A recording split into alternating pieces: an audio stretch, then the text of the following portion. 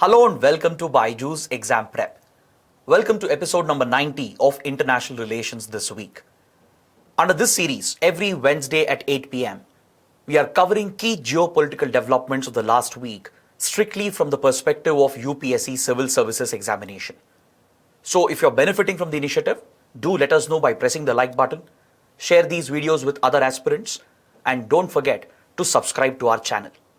Also, if you have missed out the previous episodes of IR this week, you can go to the description box below. The playlist link has been provided and you can cover all the previous episodes as well. So let's start with episode 90 of IR this week and let's take a look at the topics that we are going to cover in this particular episode. We're going to talk about Interpol. We'll be discussing about the National Congress that is currently ongoing of the Chinese Communist Party. We'll talk about the economic crisis that is underway in the United Kingdom. We'll discuss US-India Trade Policy Forum and as well as the UNGA resolution that was brought up against Russia last week. These are the 5 important topics that we are going to cover, and let's begin with the first topic. Interpol was predominantly in news over the last 1 week because of 2 developments. Currently, as we speak, that is between 18th of October and 21st of October, India is hosting the 90th General Assembly of Interpol. This is the first summit of Interpol that India is hosting after 1997. In the last 25 years, India had never hosted the General Assembly of Interpol. So currently in New Delhi, India is hosting the 90th General Assembly of Interpol. The session has been organized by India's CBI. So this General Assembly was inaugurated by Prime Minister Narendra Modi. He addressed the gathering as well, and the PM has made some important statements. So that's why Interpol was in news. And also last week, India had requested Interpol to designate a Khalistan terrorist, and we had issued a red corner notice against him, seeking his arrest and eventual extradition to India. But this request of India was rejected by Interpol. And India has expressed its unhappiness with regard to the functioning of Interpol. So it's because of these 2 developments that Interpol has been making a lot of news. So you should know everything about this organization, how it is fighting crime and how it helps countries like India to deal with crime and criminals. See, Interpol is an acronym. Its full form stands for International Criminal Police Organization. It is headquartered at Lyon in France. And this organization was set up in the year 1923. Almost 195 countries are members of Interpol, including India. These are some basic facts that one should be familiar with regard to Interpol. Interpol, as the name itself suggests, it's an international criminal police organization. It mainly helps the member countries to coordinate with each other, to share information, to work with each other so that they can tackle the threats posed by various crimes and criminals. See, many of them have a misconception about Interpol. There is a wrong portrayal of Interpol in the media generally. Many have assumed that Interpol has enforcement powers. Many have assumed that Interpol is a police-like organization which has the powers to arrest and enforce law. That is completely untrue because Interpol does not have enforcement powers. However, it's a platform. It's an intergovernmental organization where the police agencies of the member countries, they come together to cooperate with each other. They exchange information, they share information with each other. They share expertise and they issue notices to each other so that they can tackle all forms of crimes which pose a threat to the society. Be it terrorism, be it cyber crimes, be it money laundering, and even other organized criminal offenses like drug trafficking, arms trafficking, human trafficking in particular. All these criminal activities are kept under check through Interpol. So Interpol by itself does not have law enforcement powers. It does not have the powers to arrest people. But it's a platform through which the member countries and their police organizations, they coordinate. They share information, they work with each other, and they share their expertise with each other as well. So this is what you should know about the role of Interpol. Is that clear? Its broad mandate covers almost every kind of crime including child pornography, drug trafficking, intellectual property infringement, financial crimes as well, and it has specific focus on transnational crimes such as terrorism, cybercrime, and organized crime.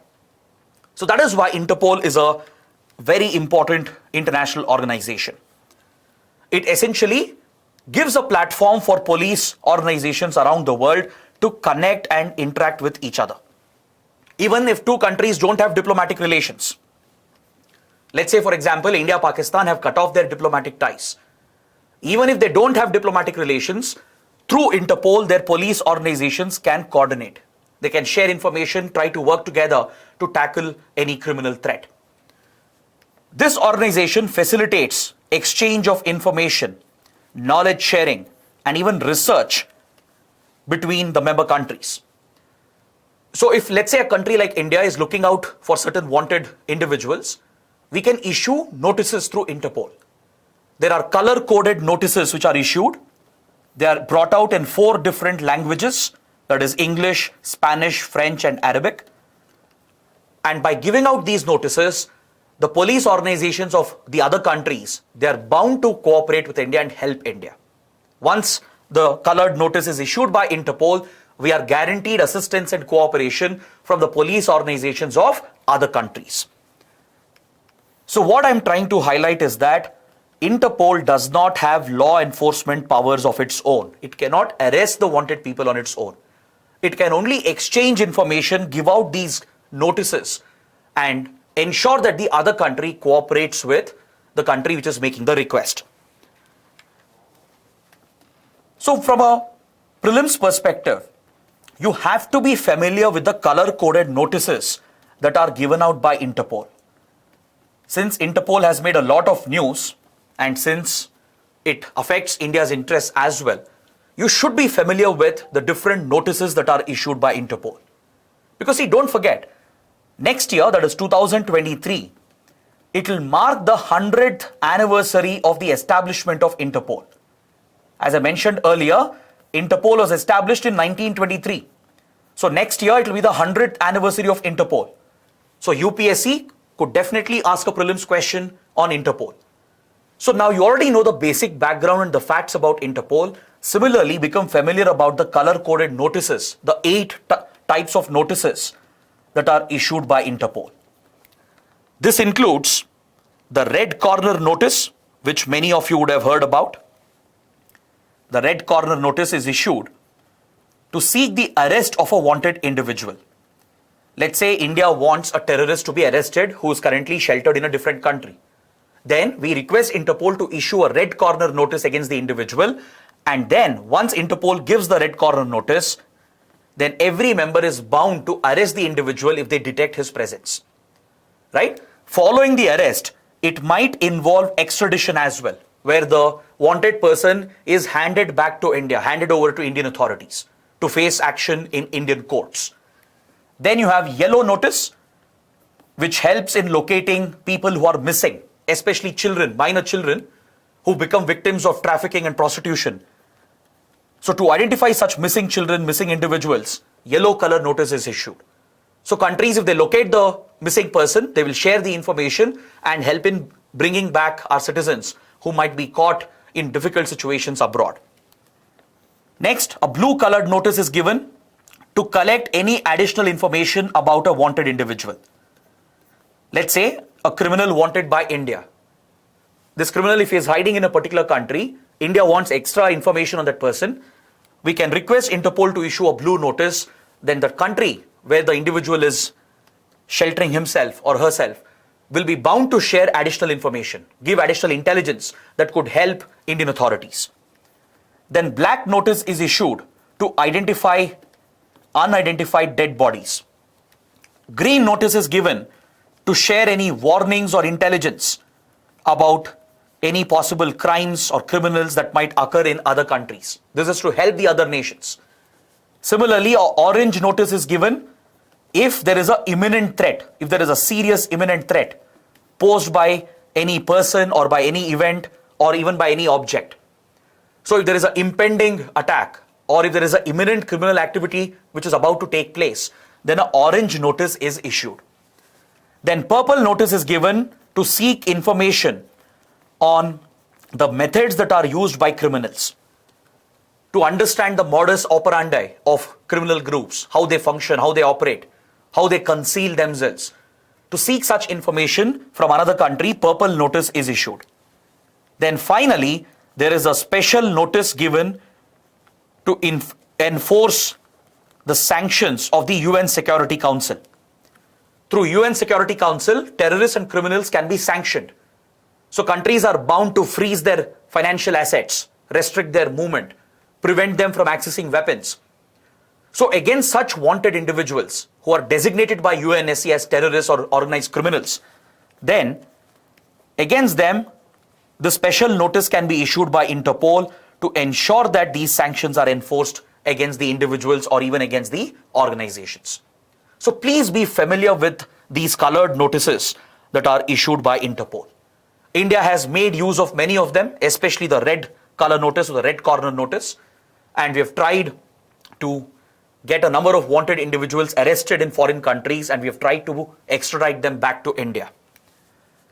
So if you look at India's involvement with Interpol, we are working closely with this organization since 1956. That's when we became a member, and since then, we have been taking the help of Interpol to tackle crime. And we are assisting Interpol as well by sharing the required information.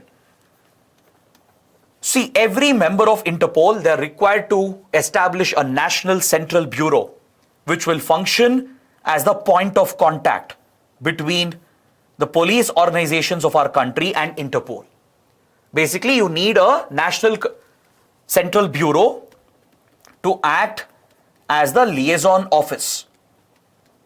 That is to maintain contact with Interpol, to share the information, to raise requests for issuing these color-coded notices. So India has designated the CBI, the Central Bureau of Investigation, as the National Central Bureau of India. So essentially, CBI is the designated authority. It's a police organization. It's a law enforcement agency, which has been designated as India's point of contact. So from India, it is the CBI, which is acting as the National Central Bureau and interacting with Interpol on a regular basis. We have collaborated with Interpol and other countries to tackle a variety of crimes, be it smuggling, money laundering, trafficking of wildlife products, human trafficking, even terrorism and cyber crimes. To deal with all such criminal activity, we have worked with Interpol, and India has a very close relationship with this particular organization. See, for example, we have issued around 279 red corner notices through Interpol. Around 279 wanted individuals have been targeted by India in the past, and these many RCNs or red corner notices have been issued by Interpol. Out of them, 200 were Indian citizens. Many were hardened criminals like Dawood Ibrahim. Many terrorists, especially belonging to the Khalistan outfits, have also been targeted by India. So that shows how India has made use of the platform to tackle crime and even terrorism. So recently, India requested Interpol to issue a red corner notice against a Khalistani separatist called Guru Patwan Singh Pannoon. This individual, he is based out of Canada, and he is known to be working with a group called SFJ, Sikhs for Justice. This particular outfit has been banned by the Home Ministry. India's Ministry of Home Affairs has banned the organization and has designated it as a terrorist outfit. Guru Patwan Singh Pannoon, he has been charged under Unlawful Activities Prevention Act on the grounds of terrorism and anti-national activities against the Indian state. So India wanted the help of Interpol to get him arrested in Canada and possibly extradite him back to India. Till date, we have made 2 requests, but both the requests have been rejected by Interpol. Just last week, the second request was also rejected because Interpol is not convinced about India's argument. Because when you request a red corner notice to be issued, the arrest warrant should have enough legal backing. There should be a court order seeking the arrest of the individual in the respective courts of the country, the individual should be convicted under a reasonable law. Now, this is where Interpol has raised questions because Guru Patwant Singh Pannoon, he has been designated by the Home Ministry, he has been charged as well, but he has not been convicted under UAPA. India has already labelled him as a terrorist, but he has not been convicted in court. And Interpol has also expressed concern about the Unlawful Activities Prevention Act.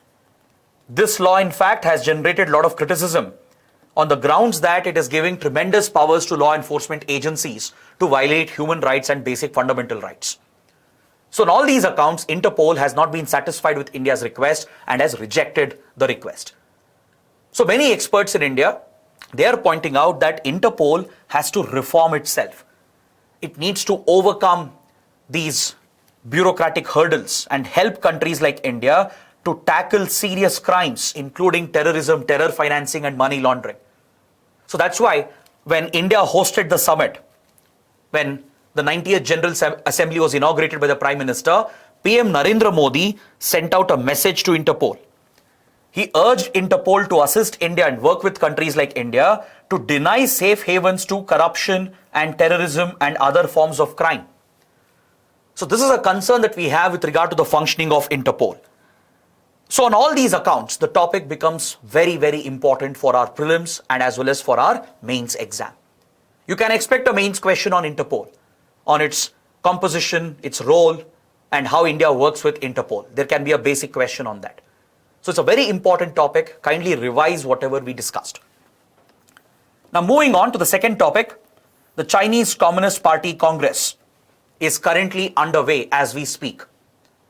In the second and third week of October, China has convened the all-important National Congress of the Chinese Communist Party. I hope many of you know that China is a single-party state ruled by the Communist Party of China. So this political party also functions as the state, the government of China, that is the PRC, the People's Republic of China. So the Communist Party of China meets once in every 5 years and holds the party congress where the future leadership is appointed to occupy key positions in the Chinese government, in the Chinese state. Also, the work of the Chinese government of the last 5 years is reviewed at the party congress. The achievements of China is brought out in the last 5 years, where the members of the Communist Party, the delegates who are chosen to attend the Congress, they all review the functioning and the successes, the failures, the challenges are highlighted, and the future leadership, which will man key positions, they are chosen during the party Congress. So this is a very important event because, as you know, in China, there are no elections. China is not a democratic state. This is how power transition happens in China. Following the party Congress, the future leaders are chosen, including the General Secretary of the Communist Party, who de facto becomes the president of the country as well. So currently, Xi Jinping is the General Secretary of the Communist Party, and thereby he is the president of China as well. So this party congress is currently underway. And since China is going through a transition period, the developments are closely watched by every country. All major powers, including US, India, European countries, they're all closely tracking the National Congress of the Chinese Communist Party. Because it's widely expected that the current president Xi Jinping is going to continue as the president of China for a third term. This is a record in itself. This shows that Xi Jinping has achieved the same kind of control and popularity that the founder of the Communist Party had, that is Mao Zedong. Mao Zedong is seen to be as the last Chinese leader who had such excessive control over the Communist Party, and Xi Jinping is attempting to do something similar. So given that China poses a number of threats to various countries, the big powers are closely watching the developments, including India. It's in that context this development becomes important for the exams as well. You should have a basic understanding about the Communist Party and the National Congress which is underway.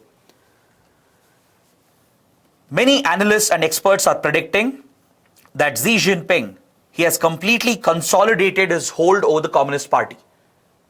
He has emerged as a populist leader, as an authoritative leader as well. He has built his personality and he has cultivated a close circle at the top levels, and as a result, he has cemented his position, his authority.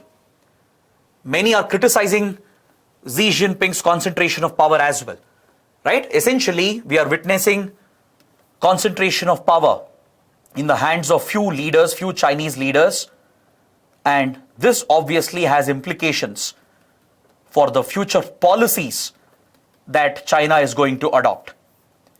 The future economic policy of China, the future military and diplomatic policy of China will all be dependent and based on the kind of leaders who will be appointed at the party congress. So this underscores how Xi Jinping has built up his personality cult. He has established authoritarian control over the last few years. Right? Since 2012, Xi Jinping has cemented his position over the Communist Party. See, within the Communist Party, there was an unwritten rule. There was a convention laid down by former President Deng Xiaoping that no Chinese leader will be the president for more than 2 terms. This was a cap on the tenure of the Chinese president, that no leader can be the president for more than 10 years. This unwritten rule, this convention was part of the Communist Party to prevent such concentration of power, to prevent few leaders from cornering all the power within the hands of few small close circle leaders. So now we are seeing that this convention is being broken by Xi Jinping. He has more or less cemented his position. He has even purged any rebellion and any opposition within the party. Many other top leaders were recently arrested in corruption scandals, and analysts are predicting that this was a calculated move by Xi Jinping to remove any opposition within the party. So by doing this through such authoritarian methods, Xi Jinping has more or less cemented his position. So in key bodies, Xi Jinping is going to appoint leaders who are loyal to him, who are close to him, who will blindly listen to him. So that's the reason why these developments are important for countries like India and even for US. If you look at the PRC, the structure of the Chinese state, the Chinese government, the highest decision-making body is the Politburo Standing Committee. This is a 7-member committee. This is the senior most leadership of the Chinese state, which takes all the key decisions with the president. Then you have the Politburo, comprising of 25 members, 25 senior members of the party who occupy key positions. And then you have the Central Committee, comprising of 205 members who play a critical role in the administration and governance of the Chinese state. They all go on to occupy key positions at the national and provincial level. So this obviously has implications for any country that has to work with China, that has to interact or deal with China. So strategic experts are of the opinion that if Xi Jinping further cements his position, then without a doubt, there will be implications for India and the world. China is likely to continue its policy of military aggression.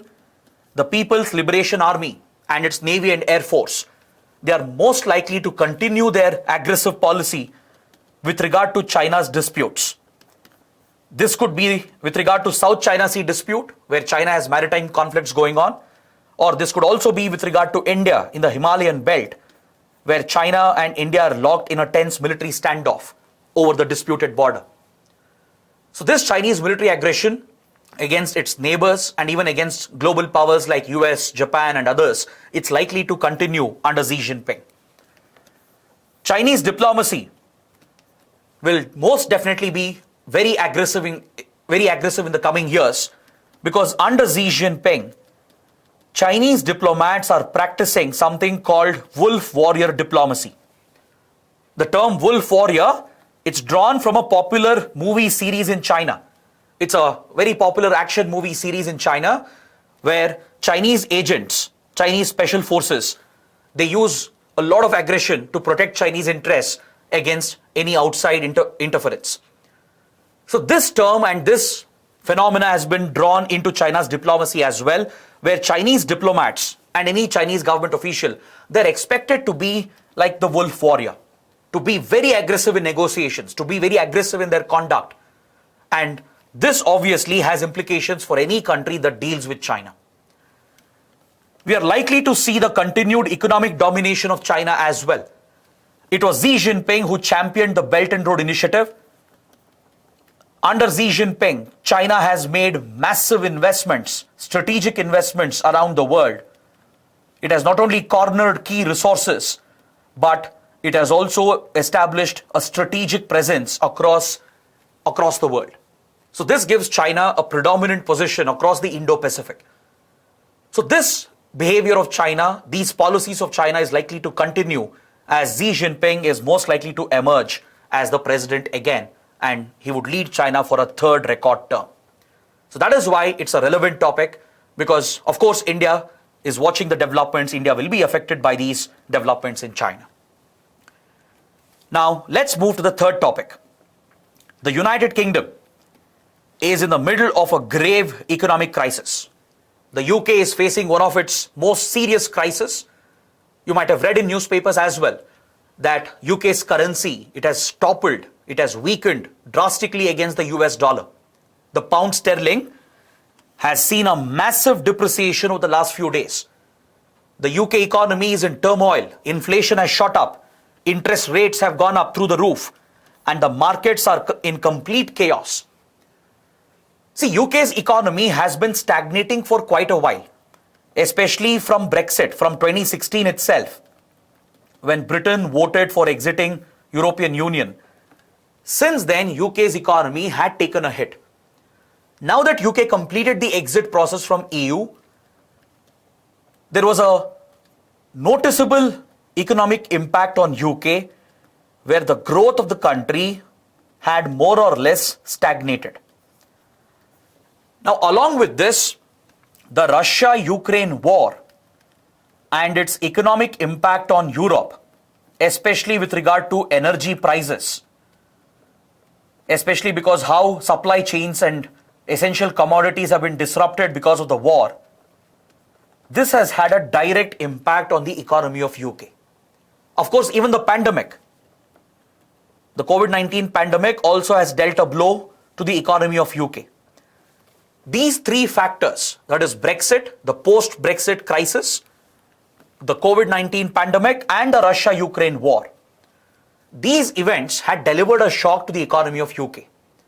Along with that, UK has gone through a lot of political changes. After Brexit, multiple governments have come and gone. Every now and then there has been a change in government, change in leadership. So all these developments have affected the overall performance of UK's economy. And now in the last 1 month, in the last one and a half months, some drastic changes were introduced by the new UK government, and this has pushed UK's economy into a much deeper crisis. I'm sure many of you know that. A few weeks back, Boris Johnson was removed as the Prime Minister of UK and Liz Truss became the new PM. Under her leadership, the new UK government brought out a new budget. A mini budget was introduced to bring about few changes in the taxation policy and the economic policy. So this mini budget proposed by the Finance Minister under the leadership of Prime Minister Liz Truss, it was heavily criticized by experts and by the markets. Because through this budget, UK government was looking to provide for unreasonable tax cuts that would have a huge fiscal impact on the economy of UK. The government promised to reduce taxes, eliminate the high taxes, the income tax especially on high net worth individuals. Those who earn a very high income, they were taxed almost at 45%. So these taxes were being brought down, and the government also announced that corporate tax, which was proposed to be hiked, corporate tax was supposed to be increased to around 25% in the UK. This was a proposal. Currently it was around 19%. The previous government had proposed to increase corporate taxes to at least around 25% by next year. But the new government said, we will not implement the tax hike, and tax holidays or tax cuts were promised to the large corporates and to those who have a very high income. Basically, these tax cuts would benefit the rich. They would benefit the upper classes, the large corporations, and high net worth individuals. These tax cuts invited immediate criticism from the markets because it is not economically sound. UK has no way of bridging the deficit that will come up because this will obviously affect the government's revenue. The government's tax collection will be hit. And according to experts, if these tax cuts were implemented, UK would lose around $45 billion in revenue. And there was no way for UK to bridge the deficit, thereby increasing interest rates, thereby making UK's economy more vulnerable. And as a result, the markets reacted immediately. Already UK was dealing with few challenges. Now the risk factors went up and the pound sterling has seen one of its biggest falls, biggest depreciations in many years. Inflation rates were already high. Along with that, interest rates, bond yields have increased and the markets have panicked, thus putting UK in the middle of a very, very serious crisis. So the trigger came from this mini budget that was proposed. It was proposed a couple of weeks back and the new UK government wanted to cut income tax for the highest earners and to scrap the hike in corporate tax. So this proposed policy was not well received. It didn't go well with the markets because it would have led to a major fiscal deficit that UK couldn't have bridged. The crisis is so serious that the Bank of England, the central bank, had to step in to prevent the currency from collapsing. It had to intervene in the market directly to address the rise in interest rates and the liquidity crunch that was getting created. So this is a very serious situation. This has implications for European economy and it will affect India's interests as well. Because Europe is a very big market for India. We have a lot of exports headed towards Europe. And UK is an important trade partner for India. So that's why the topic becomes relevant. So now, after the economy hit crisis mode, then the Prime Minister woke up and she fired her finance minister and made a U-turn with regard to the policy of the government. The government announced an embarrassing U-turn and reversed the proposed tax cuts. So now UK has said that will not implement these tax cuts given the negative reaction of the market. And the crisis has reached such a point that the Prime Minister herself could be removed by the ruling party. There is every possibility that we might witness a change in UK's government. And this is quite shocking and unprecedented because this new government was in power hardly for 1.5 months. So essentially, the bottom line is that UK's economy is facing some serious challenges. Right, from high inflation to high interest rates to stagnating growth. These are very serious concerns and the Russia-Ukraine war is going to aggravate the crisis even further. Right? More the pressure on UK's economy, it will disrupt European economy and thereby affect the global economy and has implications for India's trade with UK and Europe.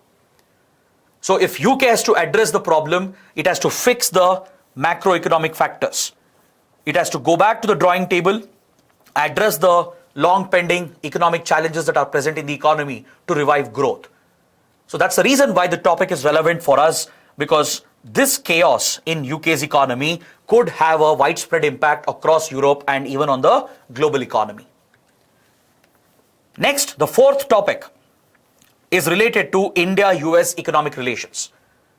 India-US have announced that the Trade Policy Forum is going to meet next month, that's in November. In November, US-India Trade Policy Forum will be meeting for the 13th time. This is the 13th meeting of the India-US Trade Policy Forum. This is a key platform between India and US to promote economic engagement between the two countries, to discuss all key economic issues, to boost trade and investments between the two countries. The last summit was held in 2021. Last year, November, the 12th Trade Policy Forum was held. And this is quite important because for 4 years before this, that is before 2021, the Trade Policy Forum had not met. Due to differences between India and US, due to a trade war that had started between India and US, for almost 4 years, the Trade Policy Forum had not met. It's only since 2021 that the Trade Policy Forum meetings are taking place.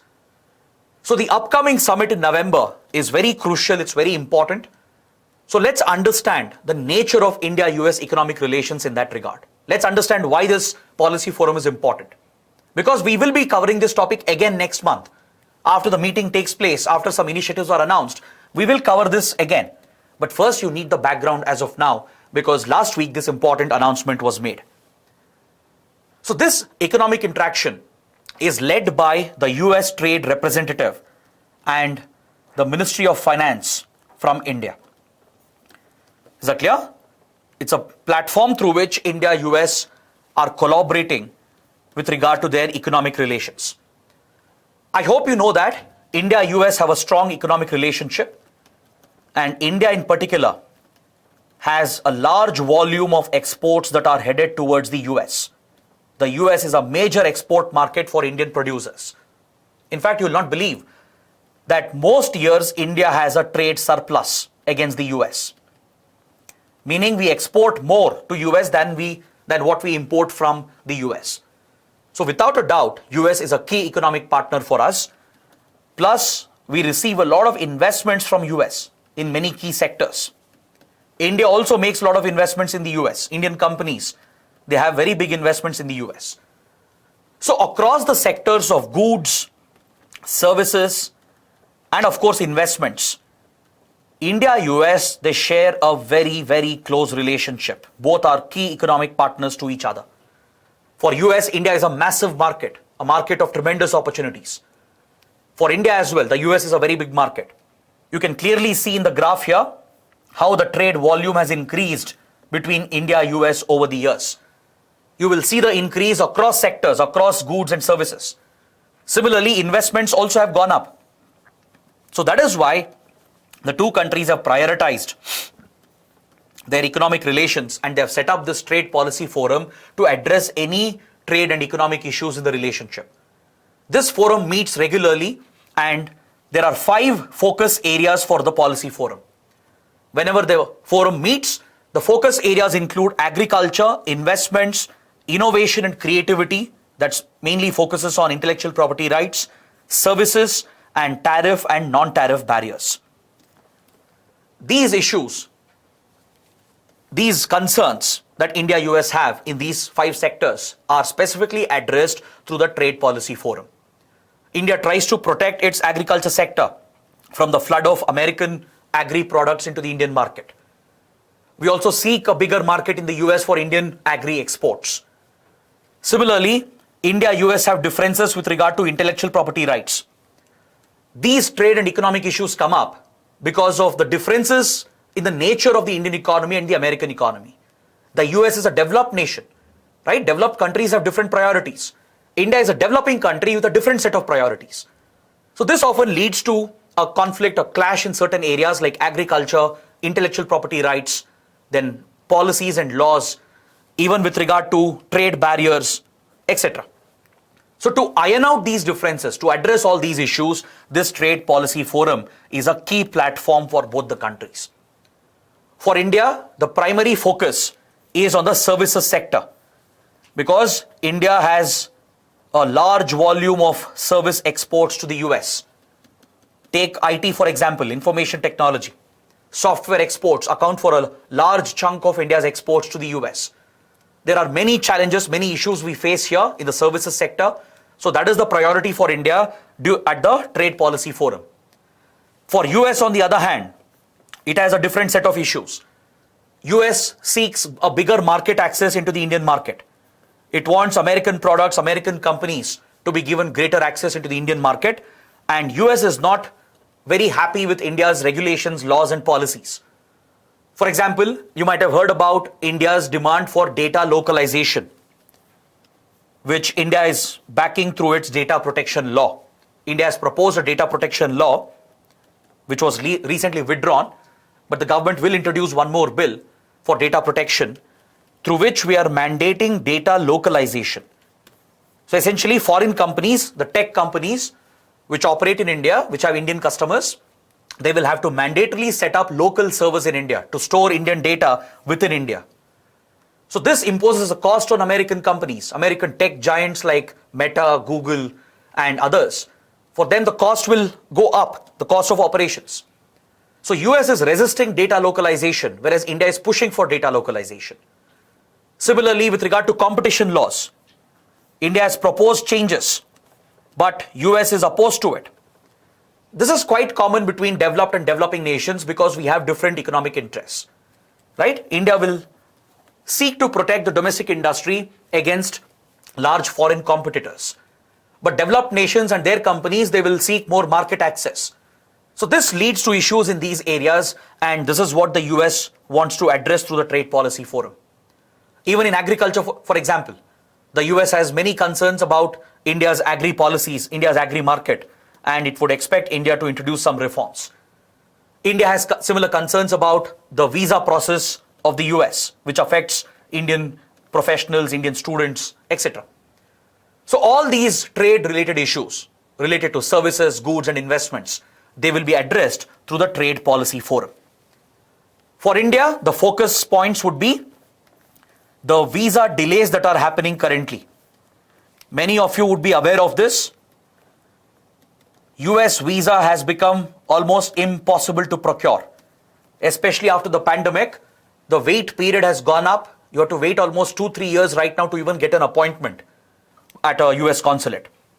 The visa fees is also very high, and this is directly affecting Indians who are traveling to US. Students, tourists, family members whose families are settled in the US, and of course working professionals, especially software professionals. Their movement to US has been very, very seriously affected because of the delays on the American side in issuing visas. Right? There is a certain hesitance as well to issue more number of visas to highly skilled labor. Right? Along with that, there is processing delay, the fees is high. So all these issues, they are affecting Indians on a large scale, on a day-to-day basis. So India is bringing up this issue and pressing US to ensure that these issues are resolved. Similarly, we want US to provide for social security portability across countries. See, Indian workers work in the US for many years. All the social security benefits they get, the pension amount, insurance, and other social security benefits, if they come back to India, if they relocate to India or another country, they stand to lose all the social security benefits. So India wants a guarantee, a protection to be given to Indian workers so that when they shift countries, they can port or they can carry the social security with them. They can migrate the benefits, the pension insurance benefits that were accrued to them previously when they were working in the US. So this is a key issue that India wants to bring up. Then tariffs imposed by the Trump administration, especially on steel and aluminium. This has become a barrier to trade. The previous US administration under President Trump adopted a very hostile and aggressive policy towards India and had increased taxes on certain commodities, especially steel and aluminium. India has a very big export of steel and aluminium into the US. These Indian exports were hit because of the trade war that Donald Trump had started against India. So some of these issues, they still remain unresolved. We want to highlight these pressing economic issues. Previously, India was eligible for GSP or Generalized System of Preference status. GSP status had been accorded to India. But Donald Trump revoked the GSP status, and India is concerned about this development. See, you need to understand a little more about this. Under American trade policy, the US supports small countries and developing nations. To increase the exports from small countries to US to benefit them, US provides a preferential trade arrangement where very low taxes or almost zero taxes are levied on countries which have been given the GSP status. Essentially, countries which have the tag, which have the GSP status, they get a preferential access into the American market. Certain commodities which are identified, they will get a preferential access into the American market, and the duties on them, the import duties on them is minimal or almost zero.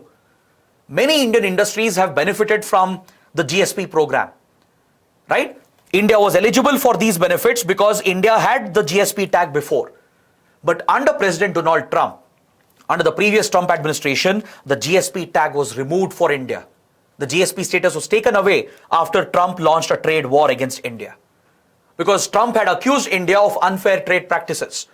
According to Trump, the trade relationship with India was benefiting India alone because India always had a trade surplus. And he argued that US was losing out. So based on these accusations, he launched a trade war, increased tariffs on Indian exports, and also revoked the GSP status for India. So since then, India has these concerns. We want the trade barriers to be addressed. India wants to discuss the GSP issue, whether there is a possibility of giving the GSP status back to India. So all these key issues will be discussed by both the sides. Even US has some concerns about India's policies, as we discussed. India has many concerns. So these issues will be discussed at the upcoming Trade Policy Forum. So this background is very important because next month, after the forum meeting takes place, we'll discuss this topic again. We'll cover all the latest developments. So please take note of this topic. It's very relevant for our prelims and even for our mains. Now coming to the last topic for the day, we shall discuss about UNGA's resolution against Russia that was brought up last week. The UN General Assembly brought up a resolution that criticized Russia for some of its latest actions against Ukraine. If you remember, in one of the previous IR This Week sessions, we had discussed how Russia annexed Ukrainian territories. I had clearly pointed out, I had shown you a map of Ukraine as well to highlight which Ukrainian provinces or which Ukrainian regions were annexed by Russia. This included the Donbas region, that includes Donetsk, Luhansk, and few other eastern and southern parts of Ukraine. Around 15% of Ukrainian territory has been annexed by Russia. Is that clear? So UN took a stand against this, and the Western countries led by US, they pushed a resolution at UNGA criticizing Russia for annexing Ukrainian territory. Because this is against international law. So this resolution was brought up, and in this resolution, a voting took place and 143 countries voted against Russia. You can clearly see here in the scorecard as well, in the monitors displayed at the General Assembly, 143 countries voted in favor of the resolution supporting US and Western countries in targeting Russia. Essentially, Russia has been blamed for the illegal annexation of Ukrainian territory, which violates international law. So that's why the topic is very important. Around 35 countries abstained from the vote, whereas 143 countries backed the resolution and they've taken a stand against Russia. So this is a strong criticism of Russia by the UN. Right? It shows majority of the countries, they don't recognize the Russian annexation of Donetsk, Luhansk, Kherson and Zaporozhye regions of Ukraine. Russia has tried to cement the advances it had made. Since Russia is facing a resistance from Ukraine, it is being pushed back by Ukraine. Russia has shown the desperation to occupy these areas, and a couple of weeks back, referendums were held in these Russian-controlled territories. Referendums were organized where reportedly people voted in favor of Russia, and immediately Moscow declared that these territories are part of Russian territory. Russia introduced a law as well, claiming the annexation, the formal annexation of these Ukrainian territories. But Western countries and the UN have not recognized the referendum. They have said it's a sham election. It's a fraud which has been committed because a referendum has been held in the middle of conflict. Pro-Russian forces, they have manipulated the elections according to Western countries. So no country has recognized the referendum, the Western countries in particular. The UN also has taken a stand against it. That is why they brought up this resolution. Because these actions of Russia of annexing Ukrainian territory through force and through fraudulent elections, it goes against the principles of the UN Charter. Is that clear? The UN Charter mandates every member country to respect the sovereignty and integrity of the other UN member states. So Russia has discarded this, and hence UNGA has passed the resolution targeting Russia. So here you need to understand the stand of India. What stand did India take? According to India's established stand, which is a long-standing position of India, we abstained from the vote. We were one amongst the 35 countries which abstained from the vote, and we were on the same side of China, Pakistan, few other African and South American countries which have abstained from the vote, thereby taking a more neutral stand on the issue. This has been India's consistent position, and India justified its vote as well. India said that from the beginning of this conflict, that is from the start of this year, India has abstained from any resolution against Russia. India has tried to strike a balance between the Western countries and US on one side and Russia on the other side, because both the parties are equally important for India. India has very crucial strategic relations with Russia. Russia has been a time-tested friend of India. At the same time, our ties with Western countries and US has increased over the last couple of decades. So India can't really choose here. To protect its core national interests on both the sides, we have taken a middle ground. We have taken largely a neutral stand, which indirectly backs Russia. We have never criticized Russia for its aggression. And at the United Nations, on every resolution, we have abstained from the vote. See, India was a non-permanent member. India still is a non-permanent member till the end of this year at the UN Security Council. Even at UNSC, when voting came up against Russia, we abstained. Similarly, any resolution at General Assembly as well, we have abstained. So India's position is that we have remained consistent, right? But recently, India has called upon Russia to bring an end to this conflict. We have asked Russia to put an end to this unnecessary conflict, and the Prime Minister himself made this very clear to Russian President Putin when they met at the SCO summit recently. So India's stand is that we want an end to this conflict. We want a peaceful resolution. We want the war to end, right? Because human rights are being violated. The global economy has been pushed into turmoil.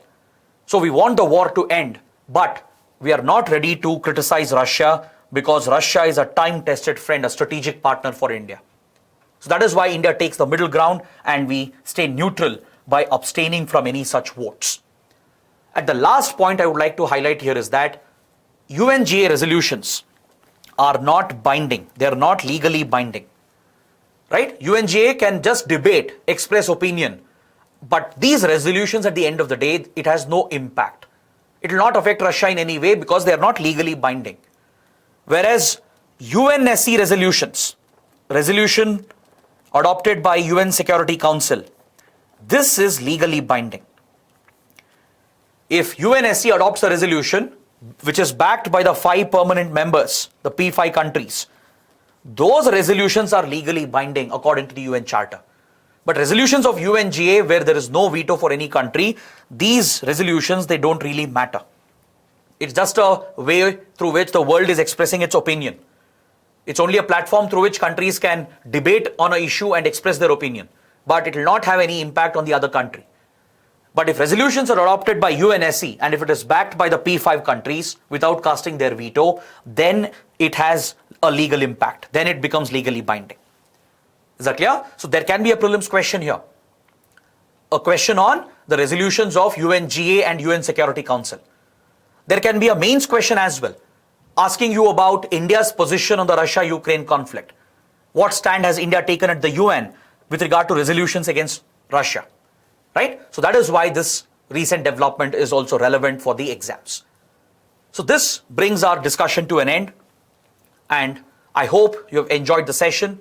Do let us know how the session went by liking the video, share your comments below, and don't forget to subscribe to our channel. Thanks for watching.